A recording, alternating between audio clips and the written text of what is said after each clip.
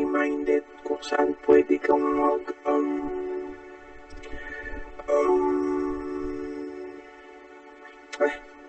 malala kayo.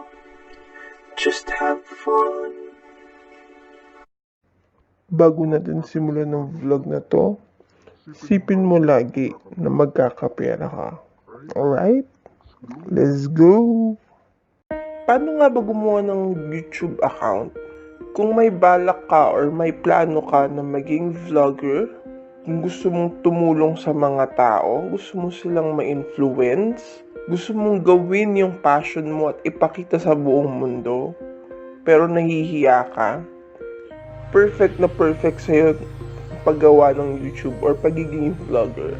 May possibility ka pa kumita. So if interested ka, stay tuned ka lang at tuturuan kita step by step. Ano pa nga ba dapat natin gawin para magkaroon tayo ng extra kita? May trabaho tayo ngayon, yes. Kung wala kang ginagawa, pwede mo rin gawin to. Okay, so siyempre kailangan natin magsimula. Walang mangyayari sa mga pangarap natin kung nasa isip lang natin yan. Magiging pangarap lang yan forever kung di tayo kikilos. Kaya itong pinakauna nating vlog ay tungkol sa paggawa ng YouTube. Bakit?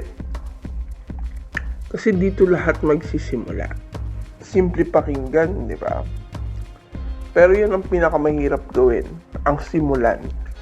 So, kasi dito magsisimula lahat ng journey natin sa pagiging money-minded. I-share natin lahat ng ideas na makukuha natin, experiences. Kumbaga, dito mag-i-enjoy na tayo kasi ginagawa mo yung passion mo eh. So, mag-i-enjoy na tayo, makakatulong pa tayo, at the same time, kikita tayo. Alam mo nating lahat na pwedeng-pwede kang kumita sa YouTube. Walang madali, hindi madali. Lahat yan pagdadaanan natin. May kita nyo yan sa vlog natin. Kung di man tayo kumita, it's okay. Kung kumita tayo, edi just much better. Ano pang inaantay natin? Simulan na natin to. Let's go! Ito ang mga kinakailangan mo para magsimula. Okay, number 1. Sipag, tiyaga, diskarte, determinasyon, at siguraduhin nag-i-enjoy ka. Kasi kapag meron ka nito, the rest will follow. Okay? Yung pera, dadalo yan. Basta siguraduhin mo kasi kapag masaya ka, dire-diretso mo yan. Kumbaga hindi ka mapapagod. Kahit anong hirap, kahit anong tagal sa pagtatrabaho mo, kahit ganong kaliit pa yung kinikita mo, basta masaya ka, hindi ka mapapagod dyan. Pangalawa, cellphone or personal computer, laptop. Basta anything na pwede kang gumawa ng mga online accounts.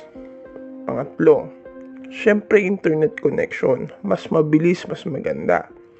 Kasi kapag mabagal lang internet mo, pag wala kang internet, hindi ka makakagawa ang content mo. Okay? Pwede rin data kung gagawa ka lang ng mga accounts. Pero pagdating sa pag-uploading ng video, mahirap kung data ang gamit mo. Mas gagastos ka.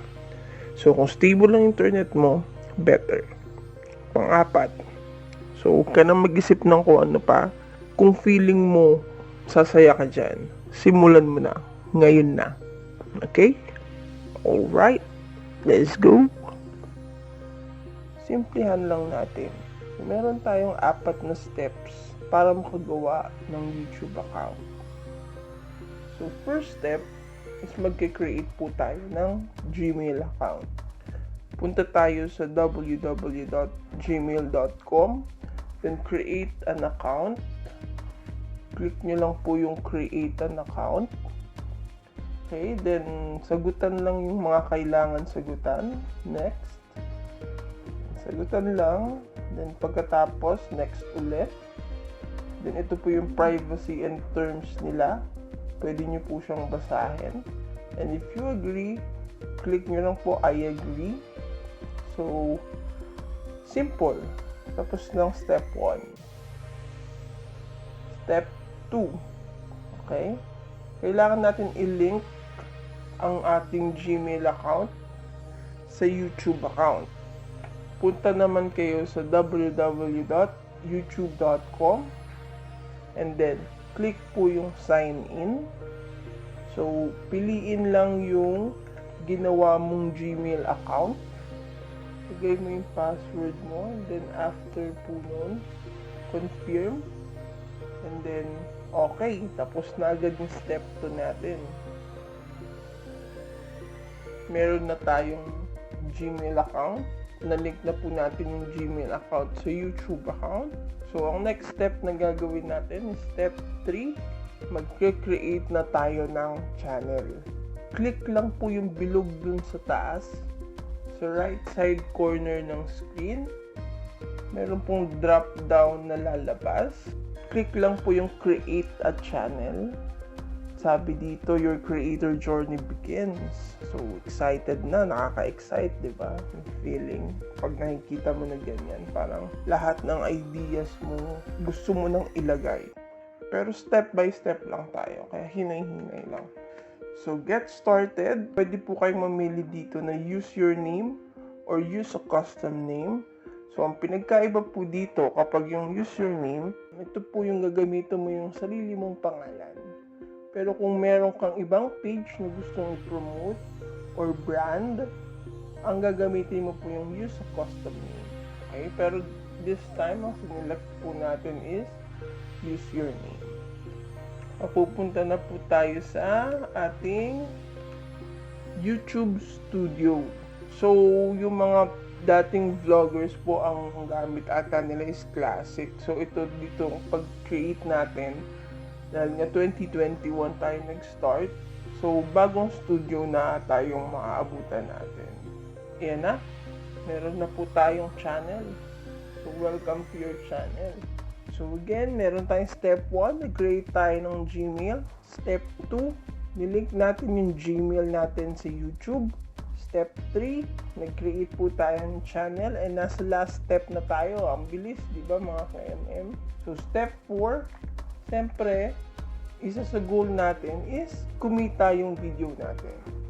Hayaan natin si YouTube magsabi kung eligible na ba tayo or kung pwede na ba kumita yung videos natin. So, paano po natin gagawin yan? Nasa channel na po kayo. Punta lang kayo dun sa left side. Meron po dong mga comments, subtitles, copyright. Baba nyo lang yung scroll bar dito sa gilid. And dun sa ilalim nun, may makikita po kayong monetization. Click lang po yun. Kaya ang nakalagay po dyan is grow with YouTube. Andyan po yung requirements nila para maging eligible tayo or pwede na nating pagkakitaan yung mga videos natin. So, ang nire-require po nila is 1,000 subscribers and 4,000 watch hours. So, sa mga susunod na videos natin, i-discuss natin yan separately para mas maintindihan nyo. So, i-click lang po natin yun. Notify me when I'm eligible para sila po yung magsasabi para magugulat na lang tayo na ay, okay na pala tayo. Eligible na tayo. So, yan na. Okay na tayo. All set na tayo. So, meron na tayong YouTube account. Pwede na tayong magsimula. So, ulitin natin, isa-summarize natin. Step 1, kailangan po natin mag-create ng Gmail account. Step 2, ililink po natin yung Gmail natin kay YouTube. Step 3, pagdating natin kay YouTube, naka-sign in na po tayo kay YouTube, nakalink na po yung account natin, magkikreate na po tayo ng channel.